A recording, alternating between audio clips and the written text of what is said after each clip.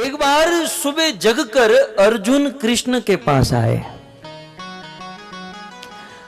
और अर्जुन ने कृष्ण से कहा, कृष्ण मुझे सफल होना है, I want to be a successful man. तो कृष्ण ने कहा, अर्जुन वाकई तुम्हें सक्सेस होना है? बोले हाँ, मुझे सफल होना है, बस मुझे सक्सेस होना है। कृष्ण कुछ मार्ग बता दो।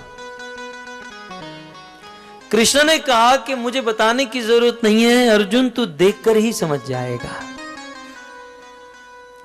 और भक्तों, उस दिन उत्तरायण का दिन था।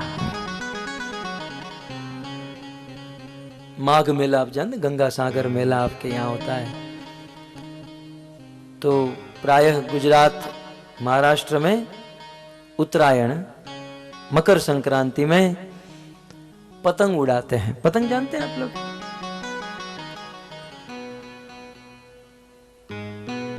कृष्ण अर्जुन को छत पर लेकर गए और स्वयं भगवान कृष्ण पतंग उड़ाने लगे।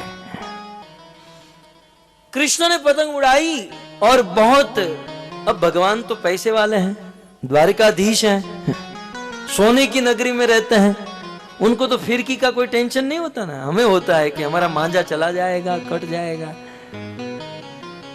कृष्ण ने अपनी पतंग को पूरा ढील देकर पूरा फिरकी खाली कर दिया, पूरा मांझा, और पतंग आकाश में छा रही है, उड़ रही है। सत्य घटना।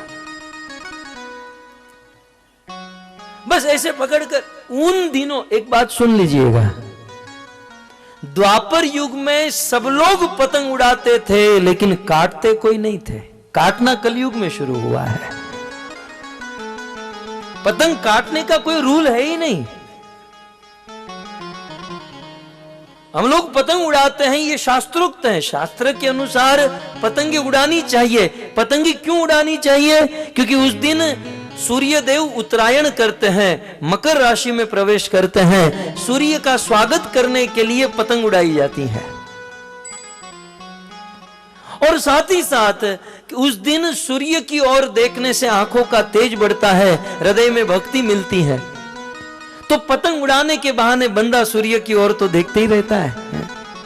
तो कुल मिलाकर पतंग उड़ाना बहुत अच्छी बात है, लेकिन काटना अच्छी बात नहीं है।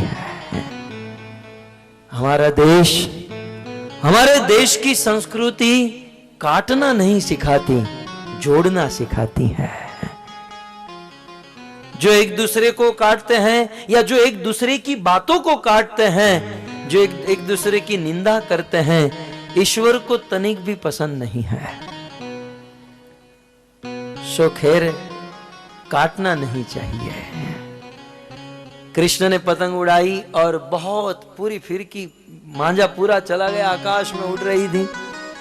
उस समय अर्जुन ने एक बात बताई, ध्यान से सुनिएगा। अर्जुन ने कहा, प्रभु यद्यपि ये पतंग तो बहुत ऊपर चली गई है, लेकिन फिर भी ये पतंग आपने पकड़ कर रखी है, फिरकी के साथ जॉइंट है और आपने पकड़ कर रखी है, इसलिए बेचारी स्टेबल है, एक जगह पर स्थिर है, वो स्वतंत्र नहीं है। यदि आप उसे छोड़ दो तो वो और ऊपर जा सकती है। क्या कहा अर्जुन ने? प्रभु आपने इसको क्यों पकड़ के रखा है? ये बेचारी और ऊपर जा सकती है, आप इसे छोड़ दो।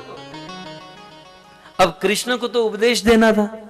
कृष्ण ने कहा, ठीक है अर्जुन, तोड़ दे इस धागे को।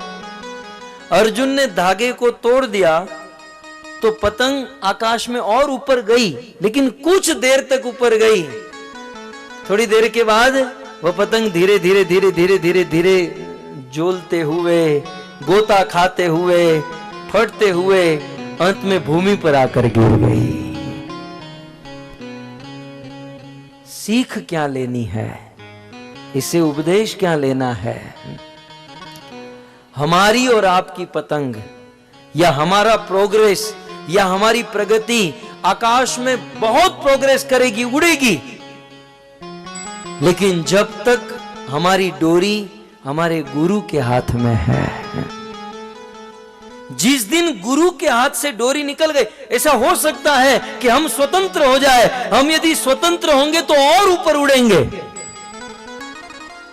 जैसे ही हम स्वतंत्र हुए कुछ देर तो उड़ पाएंगे, लेकिन आखिर अल्टीमेटली हम भूमि के ऊपर आकर गिर जाएंगे। ठीक उसी प्रकार यह सिद्धांत गुरु के लिए भी लागू होता है और इस पृथ्वी, इस देश के लिए भी लागू होता है। आज हमारे भारतीयों ने बहुत प्रगति की। मैं तो भागवत के कारण इस ग्रंथ को लेकर पूरी दुनिया में विचरण कर रहा हूं। दुनिया का कोई ऐसा देश, कोई ऐसा कोना नहीं है जहां हमारे भारतीय न पहुंचे हो। लेकिन सभी भारतीयों को यह बात सदैव ध्यान में रखनी चाहिए कि हमने पिछले 50, 100, 150 साल में बहुत प्रोग्रेस किया। नहीं तो विचार कीजिए, हमारे बाप दादा कितनी गरीबी में रहते थे। रहने के लिए घर नहीं, खाने के लिए भोजन, वस्त्र आदि कुछ नहीं होता था, कितनी गरीबी थी। लेकिन 50 साल में धन का ढेर खड़ा कर दिया। कितनी प्रोग्रेस, कितनी प्रगति हमने कर ली। और भारत का आदमी दुनिया के कोने कोने में पहुंच गया। पूरे विश्व में भारत छाया हुआ है। लेकिन यह बात सदैव याद रखनी चाहिए, हम कितना भी ऊपर उड़े, हमें इस धरती को, हमें हमारी मिट्टी को, हमें हमारे देश को कभी नहीं छोड़ना चाहिए, देश को कभी नहीं भूलना चाहिए। हम इसलिए प्रोग्रेस कर रहे हैं क्योंकि हमारा कनेक्शन नीचे है। पतंग इसलिए ऊपर जा सकती है क्योंकि उसका कनेक्शन है। जिस दिन कनेक्शन छूटा, स्वतंत्र हो गई, उस दिन पतंग गिरेगी।